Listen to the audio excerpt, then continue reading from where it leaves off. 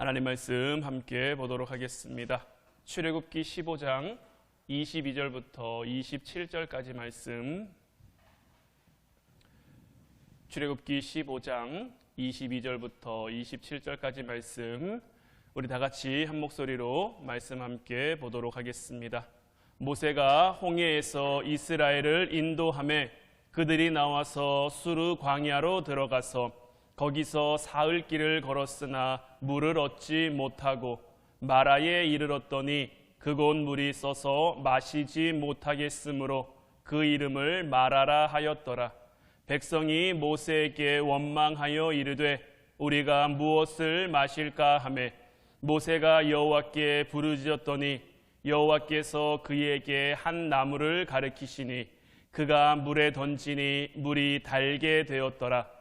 거기서 여호와께서 그들을 위하여 법도와 율례를 정하시고 그들을 시험하실세 이르시되 너희가 너희 하나님 나 여호와의 말을 들어 순종하고 내가 보기에 의를 행하며 내 계명에 귀를 기울이며 내 모든 규례를 지키면 내가 애굽 사람에게 내린 모든 질병 중 하나도 너희에게 내리지 아니하리니 나는 너희를 치료하는 여호와임이라.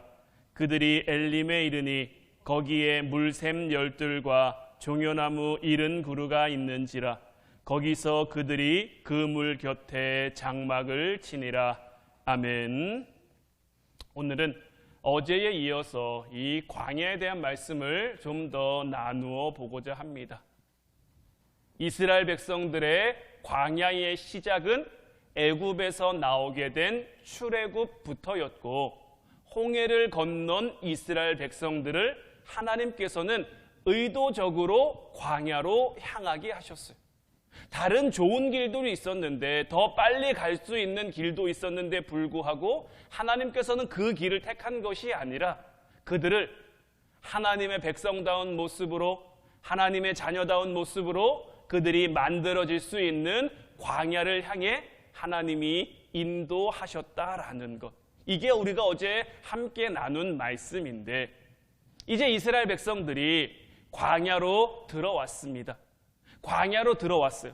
처음 하루는 어제도 말씀을 나눴습니다마는 홍해를 건넌 그 기쁨과 감격에 힘든 줄도 모르고 길을 걸었을 테고, 그런데 그 광야의 길, 더더군다나 이 수르 광야는 돌이 많고 들짐승들이 많은 그러한 곳이기에 걸으면서 계속 마음이 불안해지는 거죠. 처음 홍해를 건넜을 때만 하더라도 금방 약속의 땅이 나타날 줄 알았는데 계속 똑같은 모습, 계속 똑같은 환경, 설상가상으로 그들이 애굽에서 가지고 나온 물은 다 떨어졌죠. 사흘 동안 정말 생전 처음 경험해보는, 그들은 400년간 애굽이라는 곳에 살면서 화려한 농경문화, 화려한 도시문화, 정착해서 사는 그 삶에 너무나 익숙해져 있는데, 쉽게 먹을 것을 얻을 수 있고 쉽게 마실 물을 구할 수 있는 그런 곳에서 살고 있었는데, 광야로 들어와 보니까 그들의 힘으로 할 수 있는 것은 아무것도 없죠. 먹을 것도 구할 수 없죠. 마실 물도 구할 수 없죠. 물은 떨어졌는데 이 사흘 동안 정말 생전 처음 경험해보는 그 광야에서 와, 우리가 다 이렇게 죽는 것 아닌가라는 그 불안함과 두려운 마음이 그들에게 가득 차 있는데, 이제 저 먼 발치에 뭔가 오아시스가 보여지는 거죠. 물이 그들에게 보여진 거예요. 물을 발견한 그들이 어떻게 했을까요? 아마 서로 앞다투어 뛰어가서 그 물에 머리를 쳐박고 그 물을 마시고자 했겠죠. 그런데 그들이 그 물을 마셔보니까 어떻습니까? 오늘 본문 23절에도 나오지만 마라에 이르렀더니 그곳 물이 써서 마시지 못하겠으므로 그 이름을 마라라 하였더라. 누가 봐도 물이 있는 이곳이 그들의 첫 번째 어떤 거점이 될 만한 그런 곳이었는데, 이제 살았다 싶었는데 이들이 전혀 예상하지 못한 문제가 그들에게 허락된 거예요. 제일 먼저 달려간 사람이 그 물을 벌컥벌컥 마셔보니까 이 물은 내가 아무리 목이 말라도 마실 수 없을 만큼 그렇게 쓴 물이거든요. 오늘 말씀에도 나와 있지만 그곳 물이 써서 마시지 못하겠으므로 그 이름을 마라라고 한 거예요. 마라라는 단어는 히브리어 단어인데 쓰다라는 뜻을 가지고 있는 단어예요. 도저히 먹을 수 없을 만큼 써서 그 이름을 마라라고 붙인 거예요. 우리의 삶에는 이 마라와 같은 일이 있을까요? 없을까요? 우리의 삶에도 이 마라 같은 일이 얼마든지 있습니다. 천신만고 끝에 찾은 그 무언가가 마시지 못하는 그 쓴물이 되는 상황들이 우리 주변에도 얼마든지 있을 수 있죠. 그럴 때 우리가 이 모든 것들을 믿음의 눈으로 바라보지 못하면요, 시험에 들 수밖에 없는 거예요. 이스라엘 백성도 불과 3일 전에 하나님 놀라운 기적을 경험하고 그 홍해를 건너고 나서 하나님을 찬양하고 모세의 이름을 연호하며 그들이 신나서 그 광야로 들어왔단 말이에요. 그 은혜가 원망으로 바뀌기까지, 그 은혜가 불평으로 바뀌기까지, 그들의 마음이 하나님을 찬양하는 마음에서 잔뜩 시험든 마음으로 바뀌기까지 얼마 걸리지 않은 거죠. 24절 말씀 보면 백성이 모세에게 원망하여 이르되 우리가 무엇을 마실까 하매. 이스라엘 백성들은 아직 믿음이 약하죠. 애굽에 400년 동안 사는 동안 하나님을 다 잊어버리고 있었고 이제 막 애굽의 10가지 재앙 보면서 홍해를 건너면서 와 하나님 대단하다, 하나님 놀랍다, 하나님 따라가야지, 이제 그 막 마음을 먹었을 뿐인데 이 힘듦이, 이 어려움이 그들의 믿음으로 감당하기에는 참 쉬운 일은 아니었던 거예요. 그런데 문제는 뭐냐면 이 절망감에 사로잡힌 그들의 분노가 굉장히 좀 엉뚱한 대로 튀고 있다라는 거예요. 마라의 쓴물을 만났을 때 이 백성들의 첫 번째 반응은 뭐냐? 지도자 모세를 원망하는 겁니다. 백성이 모세에게 원망하여 이르되, 여기는 그냥 원망하여 이르게, 모세 어떻게 이럴 수가 있습니까? 어떻게 이 마실 수 없는 물이 있습니까? 이렇게 그냥 원망한 게 아니라 모세를 적대적으로 원망했다라는 그 뜻인 거예요. 그냥 원망이 아닙니다. 적대적으로 모세를 쳐 죽일 정도의 그 원망을 지금 백성들은 모세에게 하고 있는 거예요. 모세 입장에서는 얼마나 기가 막힐까요? 불과 사흘 전입니다. 불과 사흘 전에 출애굽과 홍해를 건너는 그 기적 같은 승리를 체험했을 때만 해도 그들은 모세를 열광하고 하나님을 찬양했던 사람들이란 말이에요. 광야에서 물이 떨어진 것도, 이 오아시스에서 물이 쓴 것도 모세 잘못입니까? 모세 잘못이 아니란 말이에요. 그런데도 백성들은 다짜고짜 모세를 원망하고 있는 거예요. 모세는 어제의 은혜를 까맣게 잊어버리고 금방 자기를 원망하는 그 백성들을 보면서 어떤 마음이 들었을까? 굉장히 억울하게 욕먹는 것 같고, 내가 이러면서까지 이 백성들을 인도해야 되나? 우리가 익히 아는 모세의 성격은 어떻습니까? 우리가 익히 아는 모세의 성품은 어떻습니까? 굉장히 불같은 사람이잖아요. 다혈질의 그런 사람이란 말이에요.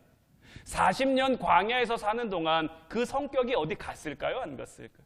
사람은요, 쉽게 바뀌지 않습니다. 사람은 쉽게 달라지지 않아요. 내가 지금 잠깐 누르고 있을 뿐이지, 내가 지금 잠깐 참고 있을 뿐이지, 환경만 주어지면요, 상황만 주어지면요, 내 안에 감추었던 기질은 언제고 나옵니다.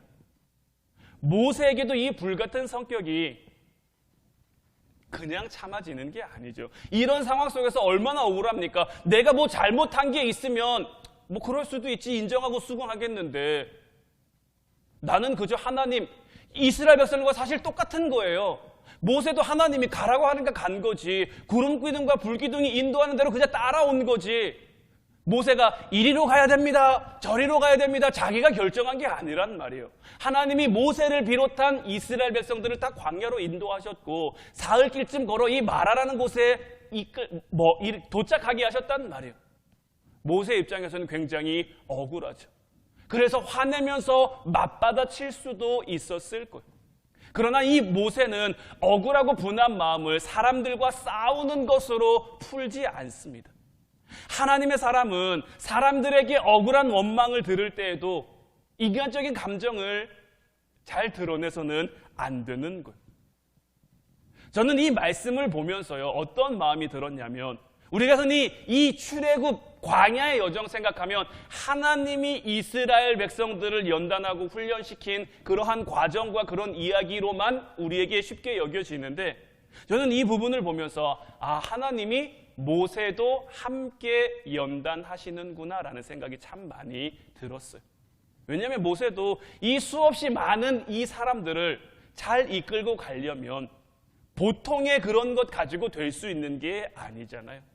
그래서 하나님께서는 이스라엘 백성도 연단하고 훈련하지만 그들을 이끄는 모세도 마찬가지로 연단하고 훈련하고 다듬어 가시는 거예요.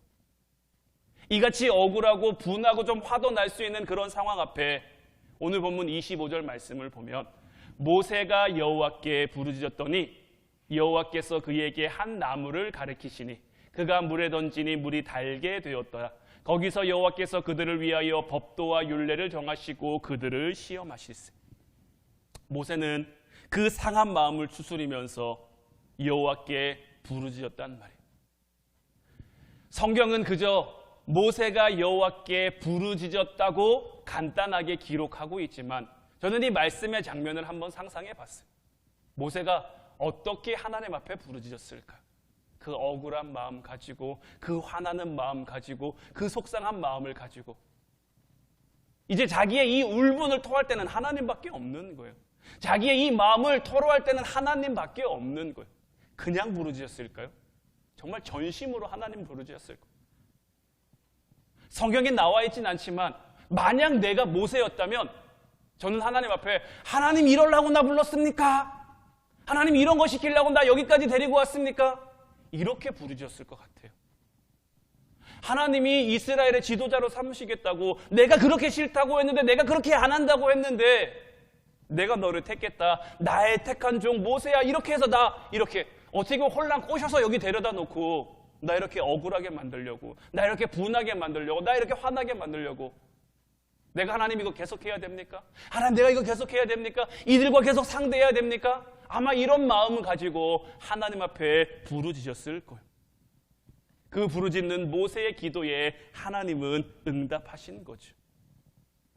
하나님께서는 그 상한 모세의 마음을 어루만지시며 그에게 이 문제를 해결할 수 있는 응답을 주시는 거죠. 우리도 문제가 생겼을 때요, 우리도 어려움이 생겼을 때요, 하나님을 부르는 게 가장 먼저가 돼야 됩니다. 내가 할 거 다 해보고, 내가 할 수 있는 거 다 해보고, 이것도 안 되고 저것도 안 되니까 하나님 내가 이것저것 다 해봤는데 하나님밖에 없어요. 이게 아니라 천부여 의지 없어서 손 들고 옵니다. 이것처럼 내가 세상 가운데서 이것도 해보고 저것도 해보고 그러다가 항복하면서 하나님 앞에 나오는 게 아니라 문제가 터지면 하나님 먼저, 어려움이 다가오면 하나님을 먼저. 우리는 우리에게 닥친 문제를 가지고 누군가를 설득할 필요도 없는 거고요. 누군가는 변명할 필요도 없는 거고요. 그 사람과 맞서 싸울 필요도 없는 거예요. 그저 하나님을 부르는 것, 하나님 앞에 나아가는 것, 하나님 앞에 나아가서 그냥 우리의 마음을 있는 그대로 토로하는 거예요. 우리가 지금 새벽마다 또 말씀 묵상 가지고 욥기서 말씀 함께 보고 있죠. 욥이 하나님 앞에 뭐 합니까? 자기의 마음을 그냥 다 토로하는 거예요. 나 나름 그래도 잘 살아왔다고 생각했는데 하나님 내가 왜 이런 고난 당해야 됩니까? 내가 왜 이런 어려움 당해야 됩니까? 이런 어려움 가운데 나를 두시려면 차라리 하나님 그냥 데려가 주십시오. 이 모든 것들 어떻게 보면 욥의 원망처럼 보여질 수도 있습니다. 욥의 불평처럼 보여질 수도 있습니다. 하지만 욥은 이런 마음 가지고 다른 어떤 세상적인 거 상대하는 거 아니고요. 그저 하나님 앞에 자기의 마음을 다 토로하고 다 내려놓고 있는 거예요. 그리고 하나님은 욥의 이런 모습들을 욥의 기도로 여겨주시는 거예요. 우리는 기도할 때요, 가면 쓰고 기도해서는 안 됩니다. 가식적인 마음 가지고 기도해서는 안 돼요. 정말 여러분들이 하나님 앞에 기도하는데 못 믿겠으면 믿게 해달라고 기도하세요. 못 믿는데 믿습니다, 믿습니다, 믿습니다. 아무리 해보세요. 믿음 없는 그 기도에 하나님이 응답하시나? 하나님은 응답하지 않으세요. 그런 기도에는. 내가 못 믿겠으면 차라리 믿을 수 있게 해달라고 먼저 하나님 앞에 기도하고 그렇게 차근차근 하나님 앞에 나아가야지 정말 하나님 앞 멀리 떨어져서 내가 믿습니다, 믿습니다, 믿지도 못하는데 이것은 아닌 거죠. 그저 하나님 앞에 나와서 정말 전심으로 부르짖으면 하나님께서 우리에게 가장 빠르고 가장 정확하고 가장 확실한 방법으로 우리에게 응답하시는 것.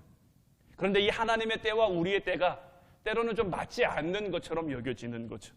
나는 지금 발등에 불이 떨어져 있는데 하나님은 굉장히 좀 느긋한 것처럼, 하나님은 아무것도 안 하는 것처럼 그렇게 여겨질 때도 있죠. 하지만 우리가 분명히 기억해야 될 건 뭐냐면요, 하나님은 우리 눈에 보이지 않고 우리가 깨닫지 못해도 하나님의 일을 하고 있는 거예요. 우리에게 가장 좋은 방법으로, 우리가 생각하지 못한 그 방법으로 우리의 삶을 역사하고 우리의 삶을 다스려 가시는 거예요.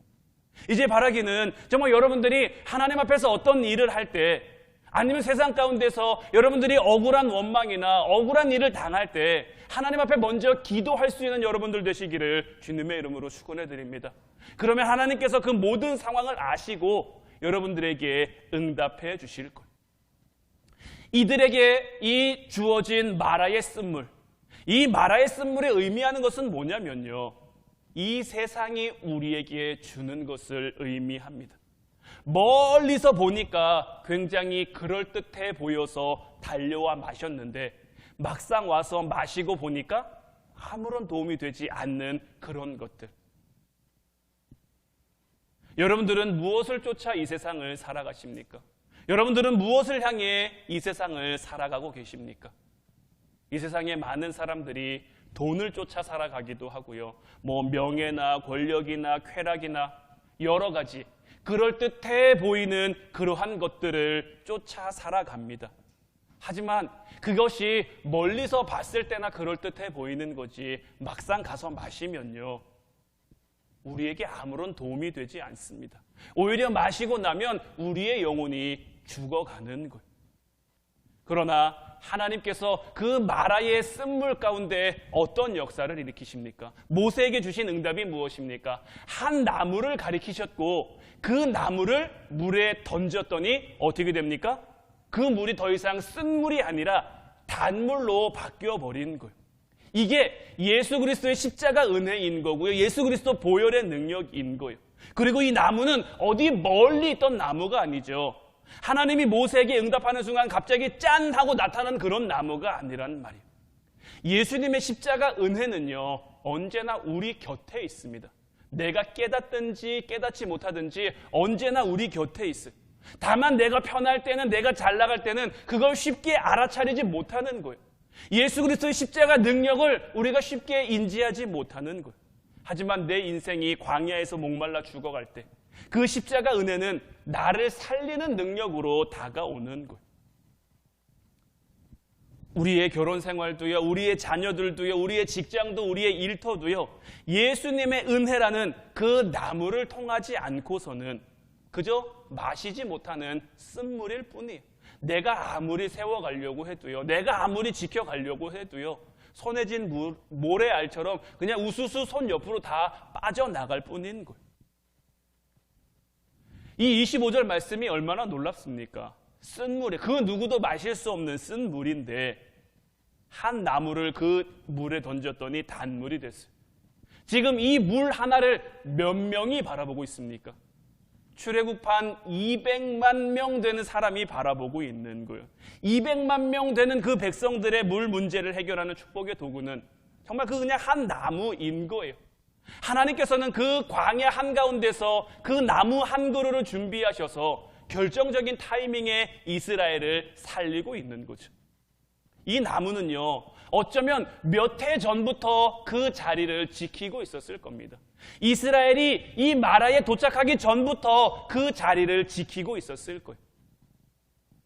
그러나 그 나무가 축복의 도구가 될 것이라고는 하나님이 알려주시기 전까지는 아무도 그 나무의 효력을 알아차리지 못한 거예요. 그래서 우리의 삶의 모든 것을요, 때로는 힘든 것, 때로는 아픈 것, 때로는 어려운 것, 이 모든 것을 우리가 감사함으로 받으면 버릴 것이 아무것도 없는 거예요. 여러분들도 다 잘 아시는 대로 저는 목사님 아들로 태어났습니다. 목사님 아들로 태어나서 사실 어린 시절에는 별로 교회는 다녔지만 내가 믿음이 있었다, 신앙이 있었다 이렇게 얘기할 수 없을 것 같아요.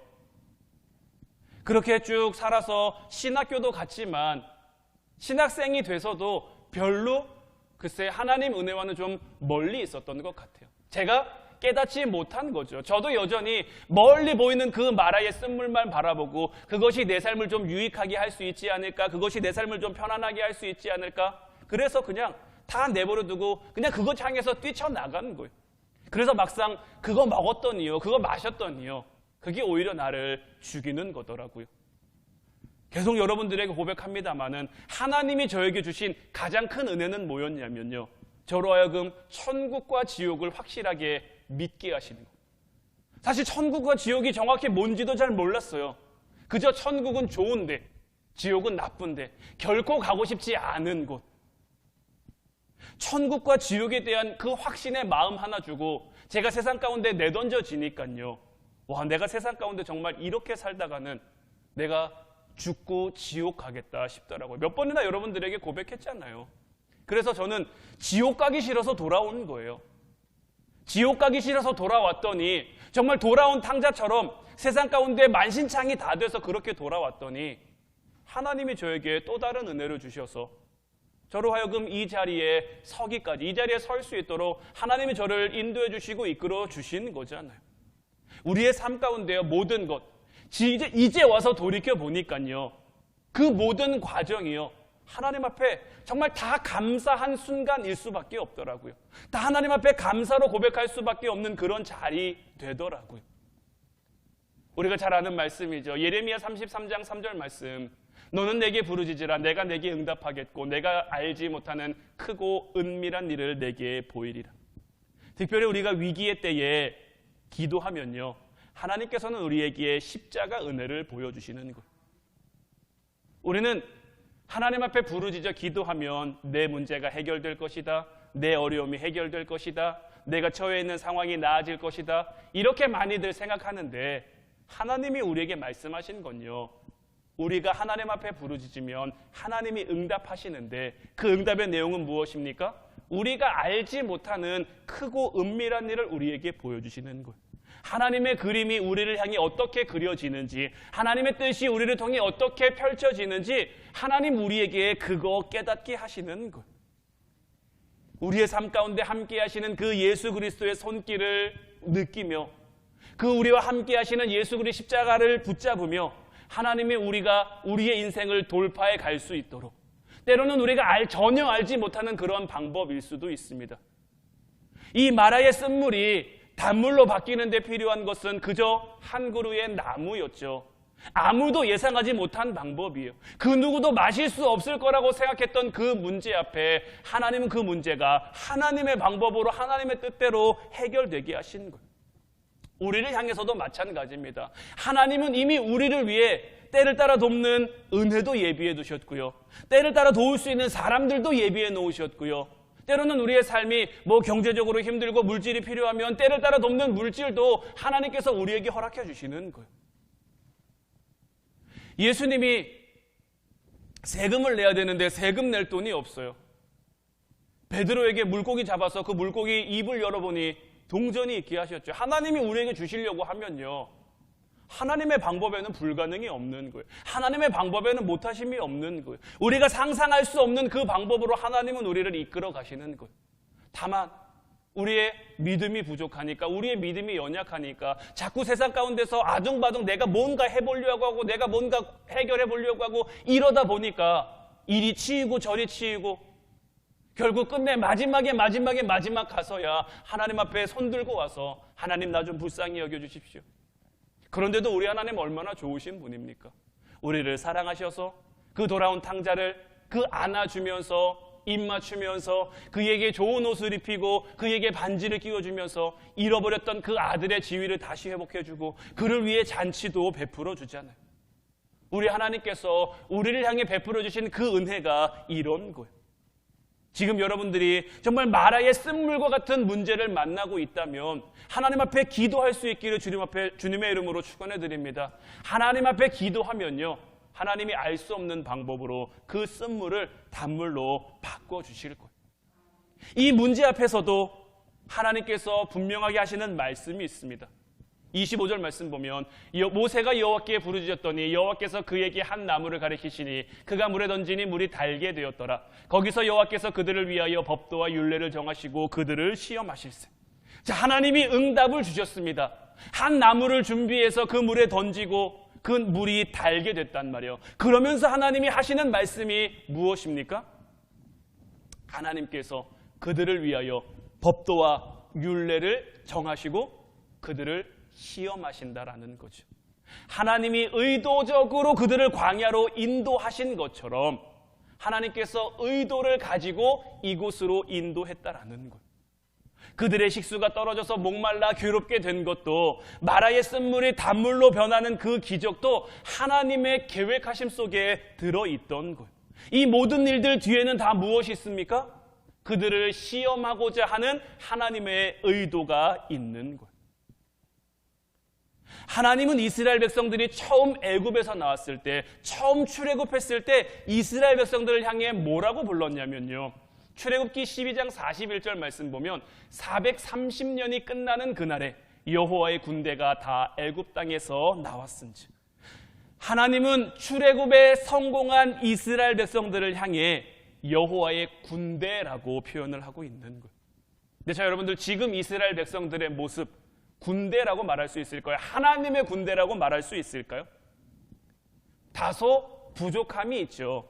근데 여러분들 한번 생각해 보세요. 우리나라의 젊은 남자들은 다 군대를 갑니다. 그렇죠? 네. 군대를 가면 입대를 하자마자 군인이 되는 거죠. 그렇죠? 이제 막 입대한 그 군인이 뭔가를 할 수 있을까요?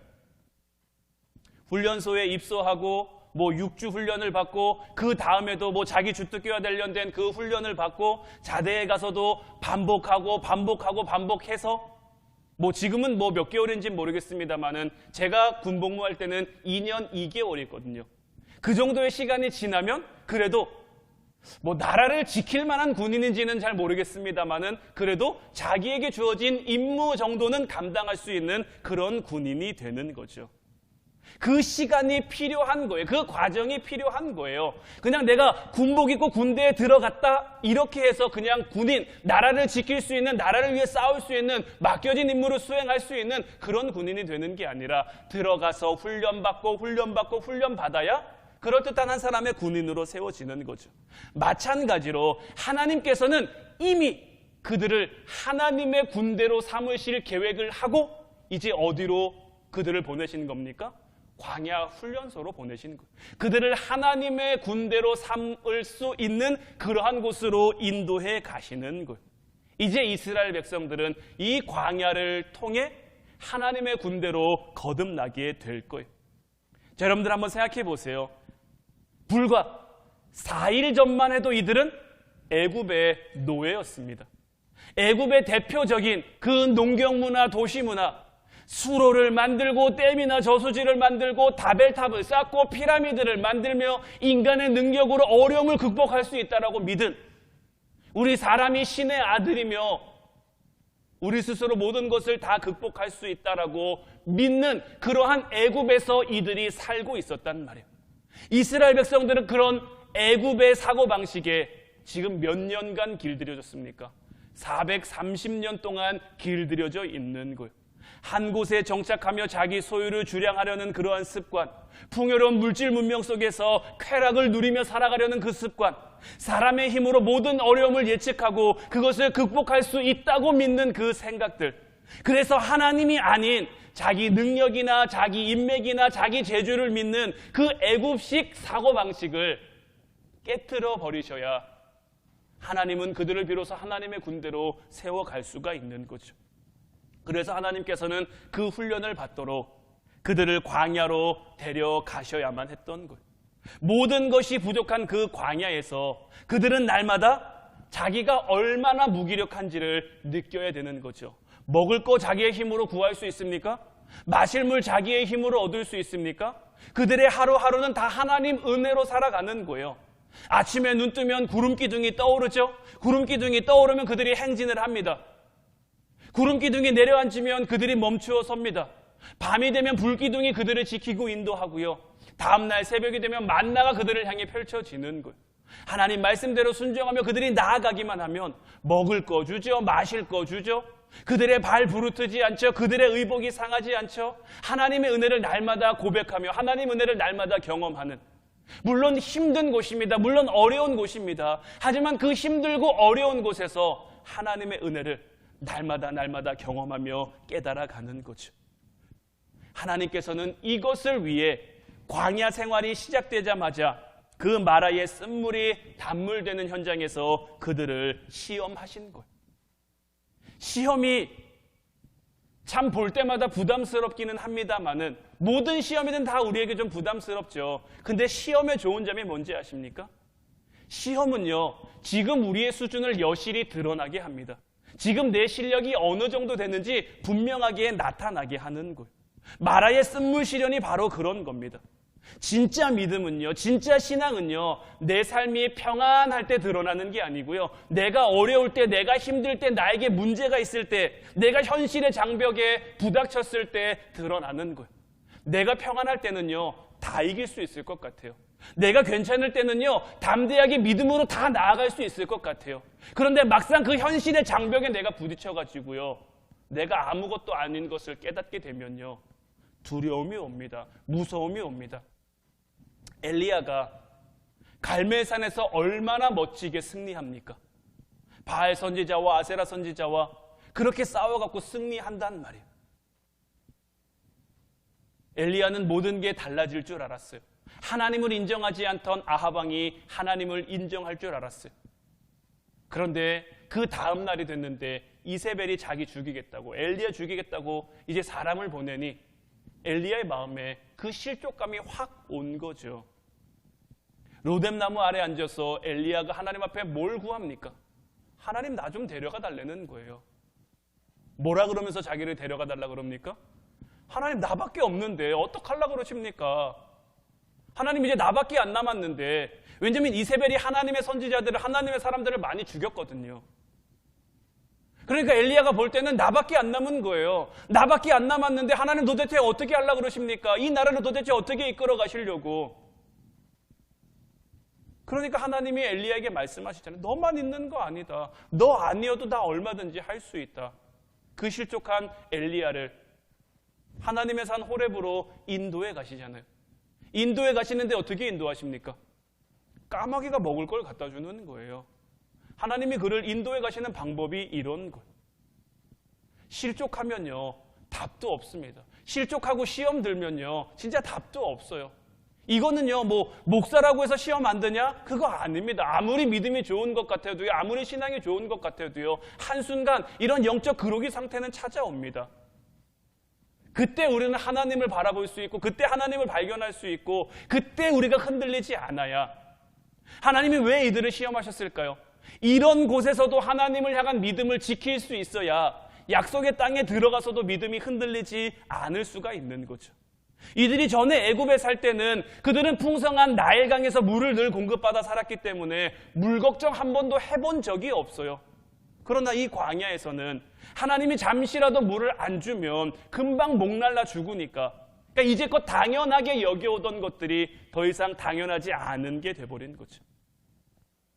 우리 인생에서요, 뭔가가 부족해지면요, 그 부족함은요, 우리를 향한 하나님 은혜가 됩니다. 우리는 이것을 깨달을 수 있어야 되는 거예요. 왜냐면요, 부족함을 통해서 하나님께 나아가고, 부족함을 통해 하나님을 만나게 되고, 부족함을 통해 하나님을 신뢰하게 되기 때문인 거예요. 그래서 부족한 건요, 저주 아니고요, 변장된 모습의 축복인 거예요. 이제 날마다 이것을 여러분들이 여러분들의 삶을 통해 고백할 수 있기를 주님의 이름으로 축원해 드립니다. 지금 여러분들이 어려움 겪고 있으면 그 어려움이 여러분들의 축복이 될 거예요. 지금 여러분들이 힘든 일 겪고 있으면요, 그 힘든 일이 여러분들의 축복이 될 거예요. 제가 오늘 우리 최상원 집사님 아들을 만났습니다. 우리 김수동 집사님이 저희 교회에 이제 등록하고 오시자마자 저한테 계속 이제 무슨 얘기를 했냐면, 딸은 그래도 교회를 잘 다니는데 아들은 교회를 안 다닌다. 아들 교회 다니는 게 자기 소원이다. 그래서 집사님도 기도하셨고 저도 이제 계속 이제 기도하고 있었거든요. 근데 얼마 전에 제가 어제도 말씀드렸습니다만 저한테 이번 추수감사주의를 준비하면서 두 분에 대한 확신을 주셨는데 그 두 분 중에 한 명이 우리 최상원 집사님 아들인 거예요. 저랑 교회 오기로 오늘 만나서 약속했어요. 저는 이번 주에 오는 줄 알았는데 하나님이 끝까지 방심하지 못하게 끝까지 기도하라고 이번 주는 못 오고 다음 주에는 목사님 제가 꼭 오겠습니다. 이렇게 저랑 약속하고 갔거든요. 우리에게는 그저 한 사람이 교회에 나오는 것처럼 여겨질 수 있지만 저는 우리 김순옥 집사님, 최상원 집사님에게는 하나의 기적을 경험하는 순간이라고 생각을 합니다. 그만큼 많이 기도하셨을 테고요. 그만큼 많이 기도를 심으셨고 하나님이 이제서 하나님의 방법으로 응답하시는 거예요. 물론 응답해 가시는 그 과정 속에 참 마음 속상한 일도 많았고 참 마음 끓일 일도 많으셨겠지만 저는 분명히 확신합니다. 이제 시작이에요. 회복의 시작이고요. 변화의 시작이고요. 하나님 역사의 시작인 거예요. 제가 하나님 앞에 응답받은 또 한 사람은 우리 김혜경 집사님 남편이에요. 네, 진짜 남편이에요. 네. 하나님이 분명히 역사하실 거예요. 네, 저는 확신하고 있어요. 이 확신 가운데서 여러분들에게 권면해 드리고 싶은 것은 뭐냐면 나오는 걸로 끝이 아닙니다. 어떻게 보면 이제 시작입니다. 왜냐하면 그들은 이제 막 믿음을 시작하는 거잖아요. 어떤 의미에서는 이제 그들이 교회에 나왔지만 광야의 발을 디딘 것과 마찬가지일 수 있어요. 그럼 여러분들이 이제 모세의 역할을 해주셔야 되는 거예요. 하나님은 그렇게 우리의 가정을 세워가시고 우리의 교회를 세워가시고 우리의 삶의 자리를 세워가시는 거예요. 때로는 그 모든 과정들 가운데 힘든 일도 있지만 어려운 일도 있지만 그 어려움이 우리의 삶에 하나님의 우리를 향한 어떤 그 저주가 아니라 어떤 화냄이 아니라 우리를 축복하시기 위한 그 과정을 만들어 가시는 거예요. 연단을 통해 하나님 우리를 세워가시고 우리를 훈련시키면서 우리를 세워가시고 그렇게 하나님 나라가 이 땅 가운데 여러분들의 가정 가운데 세워지게 하실 거예요. 이제 이 광야를 통해 주시는 하나님의 놀라운 은혜, 하나님의 축복을 온전히 여러분들의 것으로 만들어 누리는 여러분들이 되시기를 주님의 이름으로 축원해 드립니다. 하나님께서는 오늘도 우리를 위해 일하시며 우리가 하나님의 이름을 부를 때에 하나님의 이름을 부르짖어 기도할 때에 하나님의 가장 좋은 방법으로 우리에게 역사하실 줄로 믿어요. 이제 우리가 같이 찬양하고 기도하길 원하는데 오늘 이 시간에는 잠시 세상에 내가 살면서 이 찬양 좀 힘써 찬양하고 어제도 우리가 뜨겁게 기도했습니다만 이번 기도회 내내 우리가 뜨겁게 기도하고 있습니다만은 오늘은 좀 더 뜨겁게 여러분들이 기도했으면 좋겠어요. 정말 열린 천국문 우리가 들어갈 때까지 우리의 세상짐 다 내려놓을 때까지 내가 이제 하나님의 사람으로 살겠습니다. 하나님의 기쁨으로 살겠습니다. 본향을 향해 나아가는 삶 살겠습니다. 우리가 다짐하며 결단하며 하나님 앞에 구하면 하나님이 우리를 통해 그 일들을 이루어 가실 줄로 믿습니다. 우리 힘차게 박수 치면서 이 찬양 고백하고 같이 기도하도록 하겠습니다.